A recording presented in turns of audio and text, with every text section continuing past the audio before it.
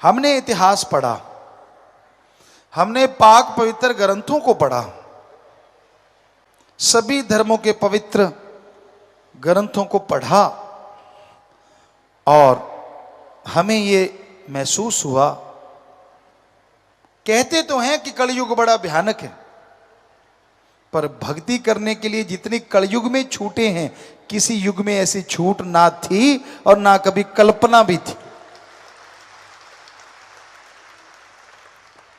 सतयुग में, द्वापर, त्रेता, जितने भी युग हुए हैं उनकी सीमा थी। भक्ति करनी है, जंगलात में जाना होगा, परिवार छोड़ना होगा, ये खाने पीने का सामान त्यागना होगा, पहनावा बदलना होगा, ऐसे रहना होगा, वैसे नहीं रहना होगा। और कलयुग में शाह मस्तान शास्त्रनाम जी दाता ने तो कमाल ही कर दी। जो मर्जी खाते रहो, बस किसी को मार के ना खाओ, किसी का हक ना मारो, जैसे मर्जी पहनते रहो, बस नंगे ना घूमो तो अच्छी बात है। पर जंगलों में रह के नंगे घूमना तो घूमते रहो जहां सिर्फ पशु हो और आप हो।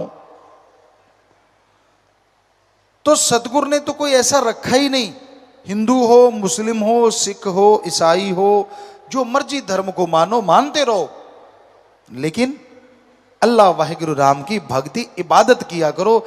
जितना जोर दिखाने में लगते हो कि मैं कौन सा भक्त हूं या किस धर्म का नुमाइंदा हूं, उसे आधा जोर अगर कहीं धर्म को मानने में लगा दो तो पौवारा पच्छी बल्ले बल्ले हो जाए, अंदर बाहर खुशियों से लवरेज हो जाओ।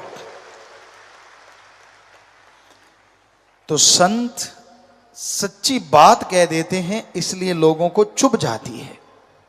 वो सच कहते हैं, सच बोल देते हैं। तो सच यही आज के युग का कि आप भक्ति करो।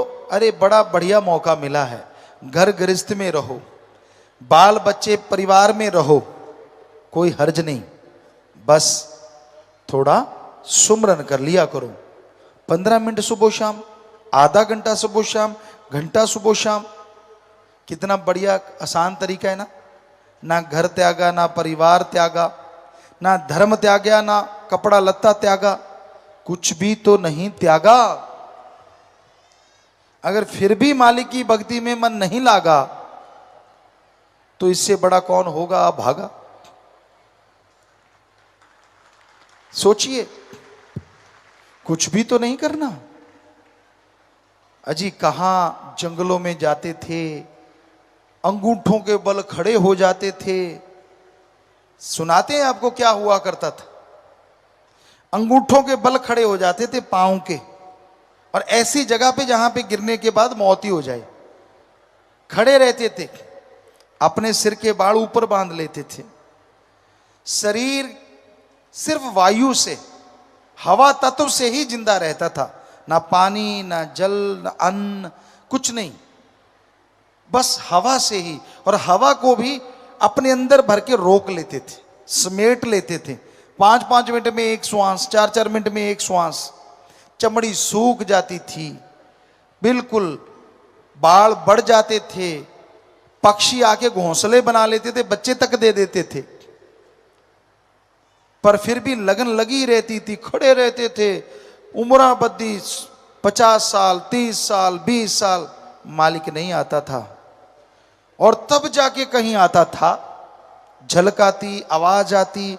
ये नहीं जैसे आजकल आप जब दिल करता है रात को देख लेते हैं, जब दिल करता है वो आ जाता है, जब दिल करता है वो खुशियां दे जाता है, और शर्म आपको फिर भी नहीं आती, यार मैं क्यों बुरे कर्म करता हूं। देखो है ना कमाल। रात को अच्छे भले मालिक के नजारे लूटेंगे, सवेरे उठा के हथियार फिर से चल पड़ेंगे, आज ठगी मारेंगे, आज खुशी सी आ गई, आज चक देंगे फटे। वाह महादेव पुतक। ऐसा हमने सुना है। एक गांव में हमारे ही एक, हम किसी का नाम नहीं लेंगे, जाट जमींदार किसान सी, और अच्छी फसल होगी, सभी सारे पिंड दे अच्छी फसल हुई, बहुत वधिया बरसात हुई, नहर दा पानी बहुत चलिया, बहुत ज्यादा फसल हुई, दुगनी तिगनी। असी बाहर बैठे सी, वो सज्जन आया, शराब पीती सी, कहता भाई जी, असी कहा हाँ जी, कहता नंबरदारा जी करदा फटे चकते हैं। असी कहा क्यों? कहता फसल इन्नी हुई है, शराबी शराब पीती सी। ਅਸੀਂ ਕਿਹਾ ਫੇਰ ਰੱਬ ਦੀ ਸ਼ੁਕਰ ਕਰ।